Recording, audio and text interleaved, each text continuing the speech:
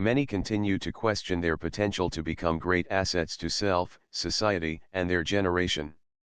Many times it appears men have trivialized our God-given potentials as individuals and in effect, crippled any hope we have of making tremendous strides of excellence in life. Individuals have failed to live up to their true billing in life, not necessarily because they lacked the ability and potential to do so, but because they failed to appropriate the tools that could fully press out their substance or potential. The complexities, perplexities, and uncertainties of life have left many reeling in agony and crying out for a hand that will literally push them across the finish line of success, excellence and fulfillment.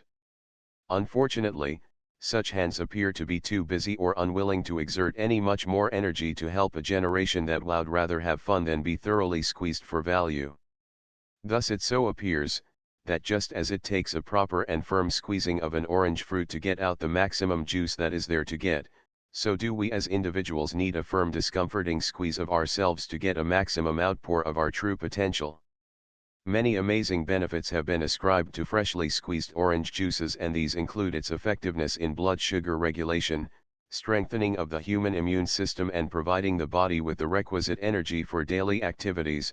See https://www.butyantips.com/healthy-eating/10 Health benefits of freshly squeezed orange juice/ These amazing health benefits are embedding in the juice of the orange, and so without a proper firm squeezing out of the orange fruit, we may not have enough juice for use. Similarly, the greatness, excellence and fulfillment that we crave as individuals, are embedded in the natural potential that God has placed in every individual. This however demands, just as with the fresh orange fruit, that we firmly and rigorously squeeze/press ourselves to the point where we have enough of our hidden potential poured out for use.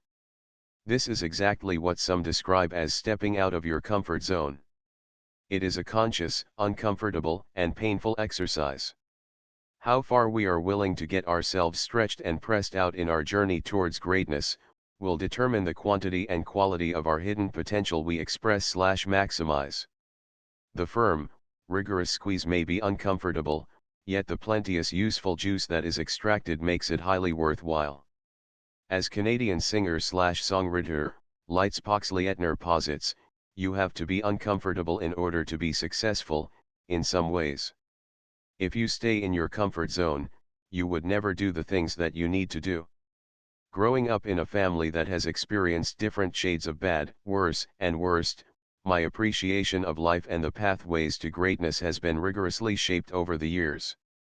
As I continue to rise in purpose and influence by the grace and sufficiency of God, I have continually searched for the secrets behind the extraordinary results of great men and women across the world.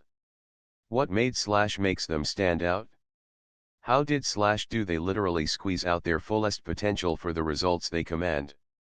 How do many press on into extraordinary levels of greatness notwithstanding their unfavorable backgrounds? What are the secrets of the giants who are celebrated in academia, politics, sports, and other key areas of human society? In my search over the period, I have come to one important conclusion, and that is succinctly expressed in the words of a former U.S. President, Harry S. Truman. In reading the lives of great men, I found that the first victory they won was over themselves. Self-discipline with all of them came first. Emphasis mine. This primary and powerful key of victory over self-discipline, is what will drive you to continually submit to certain important dealings that can help squeeze out our maximum potential. The tragedy of unrealized, unexplored, and unfulfilled potential is one that keeps many disappointed and frustrated in life.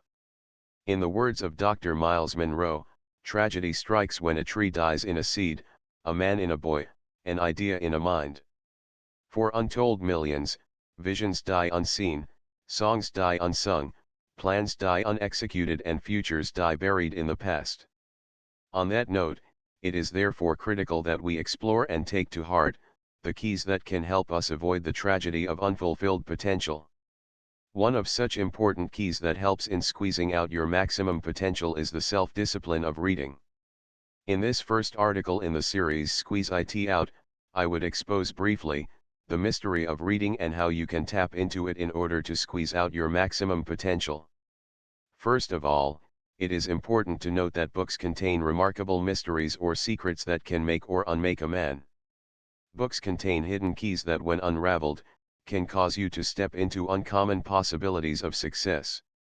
In the opinion of late American educator Charles W. Eliot, books are the quietest and most constant of friends, they are the most accessible and wisest of counselors, and the most patient of teachers. Reading is a non-negotiable requirement for every individual who truly desires to grow and maximize his or her potential in this life. The man who reads is a man or woman who has qualified himself to lead, in governance, business, academia, etc. All great leaders and influencers in the history of this world, had a disciplined habit and character of reading. They kept and keep searching for more knowledge through books/literature. You can't be ahead in any area of life if you're not ahead in the realm of relevant practical knowledge. Ecclesiastes 10:10 says, if the axe is dull, and one does not sharpen the edge, then he must use more strength, but wisdom brings success. One reliable tool for sharpening your potential and squeezing out its maximum, is to gather wisdom through reading. Reading sharpens your knowledge level and personal skill sets for extraordinary outputs. The man who reads, is the man who has consciously positioned himself/herself for effective sowing and reaping. You know what to sow, how to reap and when to reap. Really, you can't just hobby read your way to the top, you must be an intentional and consistent reader of transformational literature if you are serious about gaining substance and stature in your field of pursuit. Growing up, I determined to read as much as I could, the books about great men and women who have impacted and continue to impact generations. In my determination to become all that I can potentially become in life, I have consciously set out to read. I read and continue to read books upon books written by giants such as Dr. Miles Monroe, my chief mentor, John C. Maxwell, Jim Rohn, Oprah Winfrey, and many others. I just cannot help but watch their videos, read their quotes and feed upon their books on purpose, potential, diligence, relationships, leadership, etc. Although I never met or interacted with the late Dr. Miles Monroe in person, I have been literally mentored thoroughly by him over the past few years. How is that possible, some would ask? I basically fed, and continue to feed, on his books and videos like crazy. By the end of my first year in the University of Ghana, where I got a better exposure, I had thoroughly read, among many books by other authors, 5 of Dr. Miles' classics on potential, Understanding Your Potential, Uncover Your Potential, Unlock Your Potential, Releasing Your Potential and Maximizing Your Potential. I uncovered my potential and purpose under his guidance and tutoring, via his transgenerationally relevant books and videos on purpose and potential.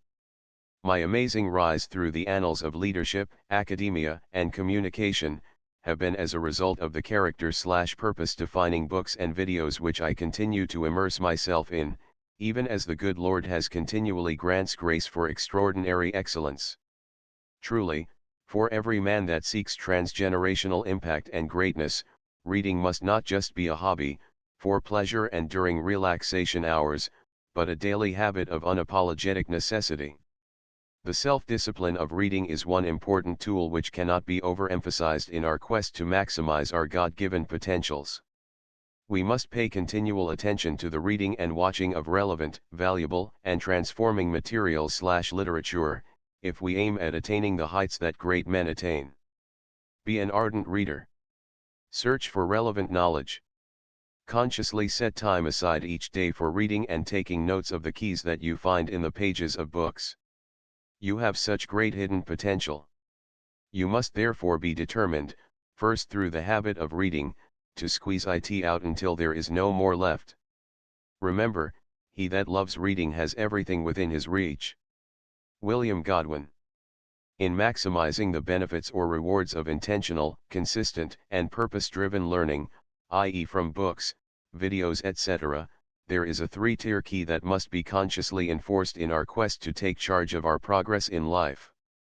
The urgency of maximized potential demands that as we read and accumulate relevant knowledge in critical areas of life, we remain in charge by being visionary, proactive and mastery driven. As it were, reading extensively the manual of a product must never be an end in itself. The onus lies on the user to operate the said product appropriately, shrewdly, and comprehensively, to its fullest capacity. In other words, the maximum expression of our hidden potentials is not only predicated on our pool of knowledge and attentiveness to the instructive manuals of excellent living, but also on the character tools that inform our dealings. The first component of our three-tier toolbox, being visionary, demands that you always establish the end of your pursuit at the beginning of the journey, now. The Merriam-Webster dictionary describes a visionary as someone with a strong vision of the future.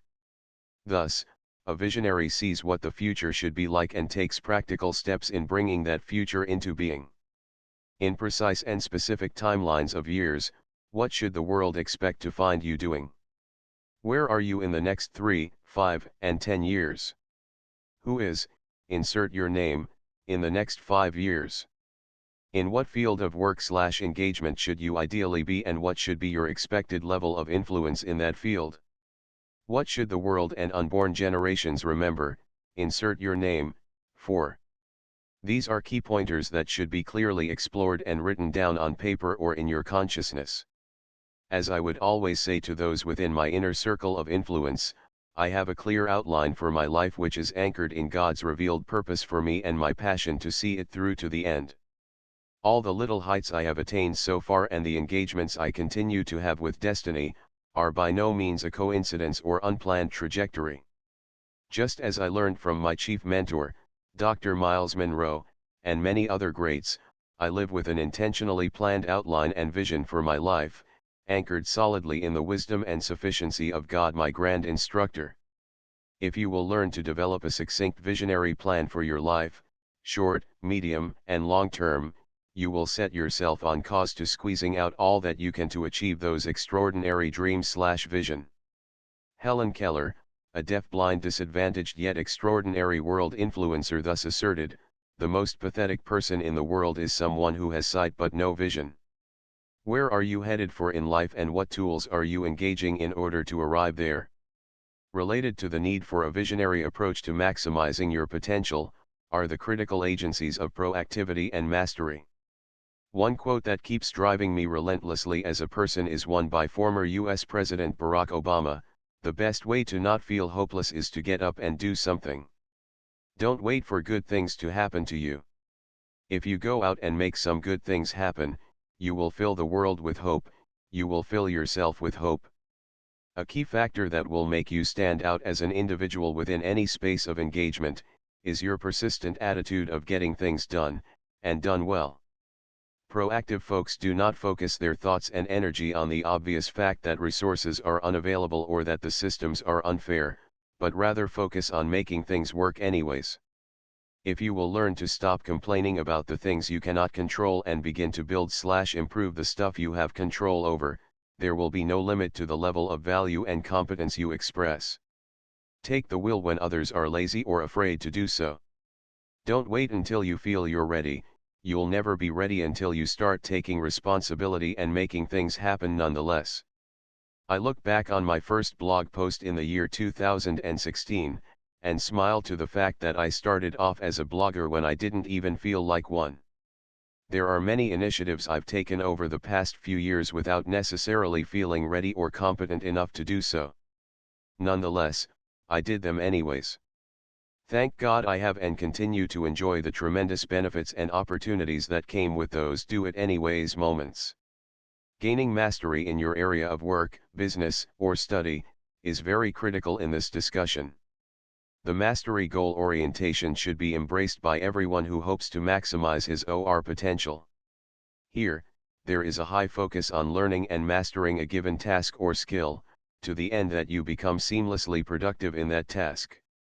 It also encompasses developing new skills, improving or developing competence, trying to accomplish something challenging, and trying to gain an understanding or insight in a particular subject matter. See https://study.com/academy/lesson/goal orientation theory, how goals affect student motivation behavior.html The necessity of mastery and competence is succinctly summed in 2 quotes by Robert Greene, best-selling author of the 48 Laws of Power. He posits, the future belongs to those who learn more skills and combine them in creative ways. In the future, the great division will be between those who have trained themselves to handle these complexities and those who are overwhelmed by them, those who can acquire skills and discipline their minds and those who are irrevocably distracted by all the media around them and can never focus enough to learn. As an educationist, I have and continue to specifically build mastery when it comes to the subject areas of educational psychology, international/comparative education and the dynamics of learning in schools. Generally, I continue to build my life around 4 key topics: excellence, purpose, potential, and leadership. I spend great time gaining more insight into these areas and building higher competencies in that regard. What is my ultimate goal? To become one of the most respected, valuable and reliable assets in my field, of pursuit and work. I want to take charge, as God grants me grace, of my progress and squeeze out my potential until there's nothing more left. Do you have a specific vision and plan for the next 3 to 10 years? Do you consciously excuse your excuses, in order to make things work nonetheless? What have you mastered or built competence in when it comes to your chosen academic/career path? What subject matter, are you gaining mastery in? When men are looking for someone to speak to concerning key topical issues, in what area, will they find your contributions most valuable? I guess this is the time to put yourself under a personalized lockdown so you can re-strategize on how to fully squeeze out your potential. All the best and remember to continue taking charge, raised fist.